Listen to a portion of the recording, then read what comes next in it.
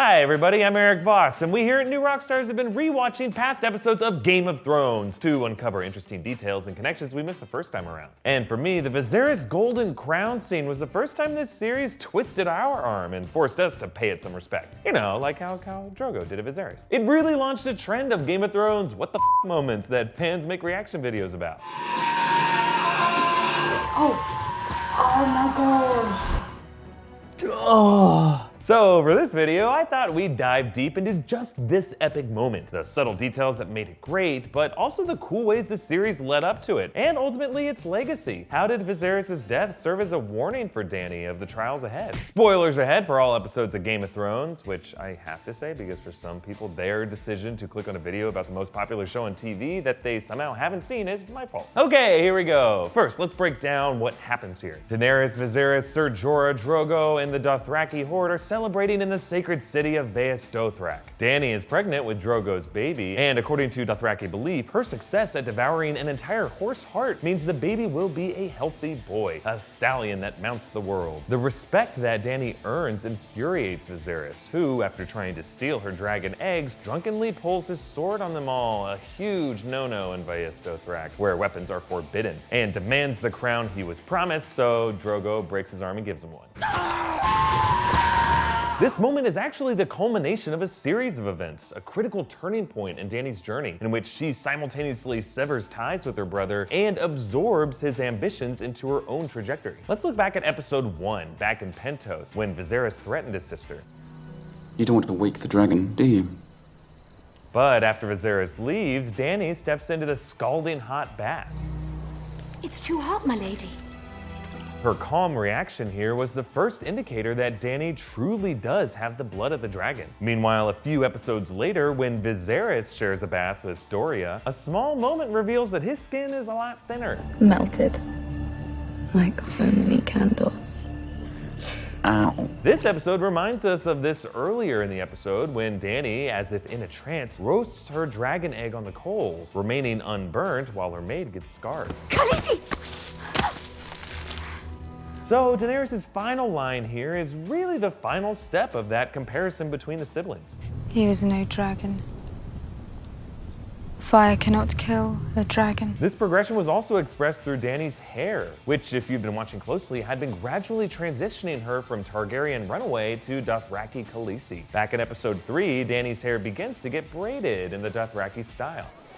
At Jaka, you change Khaleesi. That Dothraki word that she's trying to pronounce, Achahakar, translates to pride. It's derived from their word Jahak, which is the name of the long braid that Dothraki warriors wear, a symbol of their pride. The completion of Dany's braid this episode, and its progression throughout the series, reflects her increasing pride and strength as a character. Actually, Dany consuming the horse heart this episode is, in a way, her consuming her brother as a character. Notice what Viserys says as he watches in disgust. Hope that wasn't my horse. Viserys is suddenly fearful that his sister producing a male heir will oust him from the line of succession, and jealous that his sister has received the love that he's always demanded but never received. So his abrupt disappearance from the end of this heart-eating scene foreshadows his abrupt removal from the series this episode. It's not the heart of Viserys' horse that Dany is eating here. On a symbolic level, she's devouring Viserys' heart. No, no, no, I'm gonna be the one to lead the Dothraki army back to Westeros, not you. Eat your heart out, bro. Of course, Viserys does finally do something to command the Dothraki's attention. He directly threatens Drogo and Dany's unborn baby, but unlike his sister, he commands respect in a way that insults the Dothraki customs on their own turf. So the crown he receives is really only an ironic one. There are a few elements in this scene that really make it unforgettable. First are the performances. Harry Lloyd joked that he watched videos on YouTube to perfect his drunken walk, but it's really his eyes that do the talking. As his sister translates Drogo's promise to give him a golden crown that men will tremble to behold, Lloyd's resolve crumbles into a teary-eyed vulnerability and naivete, like a child unaware of how much trouble he's in. It's interesting to hear Viserys call his sister Dany. Dany, please! Throughout the show and the books, she usually goes by Daenerys. The shortened Dany is really only reserved for the books. Of course, over time, Daenerys adopts many names and titles, but I love the implication that it's her brother's familial nickname for her that she goes by within her own mind. The name he screamed at her when begging for his life, and she did nothing. I mean, just look at Emilia Clarke's eyes here. They've hardened into this steely, glazed-over expression. The moment her brother threatens her baby, all love is lost for this despicable prat. Honestly, after 6 episodes of this guy, a gruesome death is just what the doctor ordered. They pulled off this stunt practically in one take since the liquid would ruin Viserys' costume. They used smoke emitters strapped to Harry Lloyd's back, and then they switched to a bald cap with a mold for the return shot when the gold had hardened. By the way, if you were wondering how Drogo's gold melted and rehardened so quickly, apparently Dothraki gold is a cheaper alloy containing less precious metals, making it more malleable and meltable. Also, this scene would have sucked if it took like an hour for the gold to melt, so just shut up. Really? It's the sound editing that sells all this. When Viserys pulls a sword, the thumping of the Dothraki drums cuts off, replaced by hisses of the women cursing Viserys for unsheathing his sword in the sacred city. Keep away from me! And then there's a sudden snap of bones in his arm. And the hissing and bubbling of the liquid gold as Viserys' screams go hoarse.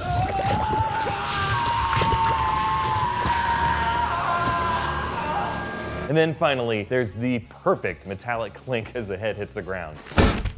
This little detail is a perfect expression of the deeper meaning that runs throughout Game of Thrones. The Shakespearean notion of heavy lies the crown. The idea that being a king is more of a burden than an opportunity. The crown ultimately just weighs you down. So Viserys' golden crown, serving as his own brutal end, is really just the first of many regicides in the show. Robert, Renly, Robb, Joffrey, Stannis, Balon, Tommen. Like in chess, the kings of Game of Thrones are the most vulnerable. Of course, Viserys' death is also just the first of many horrific, shocking deaths of main characters that would give Game of Thrones its bloody reputation.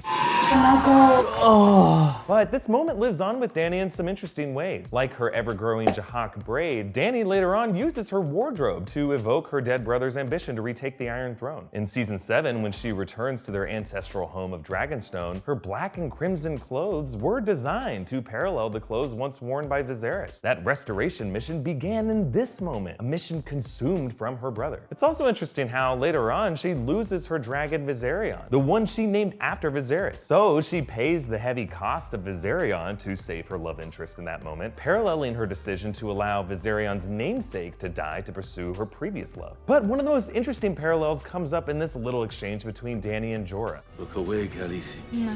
Her insistence on witnessing this echoes the first episode, when Bran has to witness the execution. In that moment, Bran was learning what a just execution was, and he needed to see it to understand. Similarly, Dany has to watch the man she sentenced to death executed so that she can one day learn the true weight of justice. That's a burden she'll struggle with when she orders executions in Meereen, and recently in Westeros when she set the Tarleys ablaze. That unforgettable metallic thud could be seen as a kind of warning bell for Dany, haunting her throughout these impossible decisions as she gradually learns a lesson that her brother only learned at the last second. Heavy lies the crown.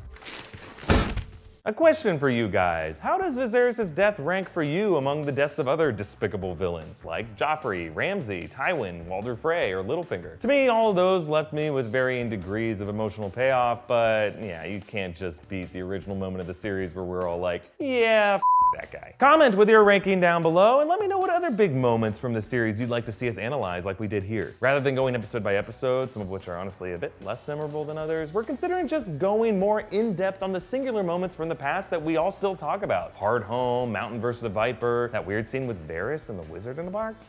What was going on there? So let us know what moments you want broken down in the comments. You can also tweet me directly at Erik Voss and follow New Rockstars on Twitter at New Rockstars for updates on our videos. Like this video and subscribe to New Rockstars for more Game of Thrones deep dives, including analyses of every episode of Season 6 and 7, predictions for Season 8, and coverage of other series like Westworld and Stranger Things. And if you really like us, you can contribute to us on Patreon. Big thanks to all of our donors, especially Wilhelmina Ebbeson. Thanks for watching, guys. Bye.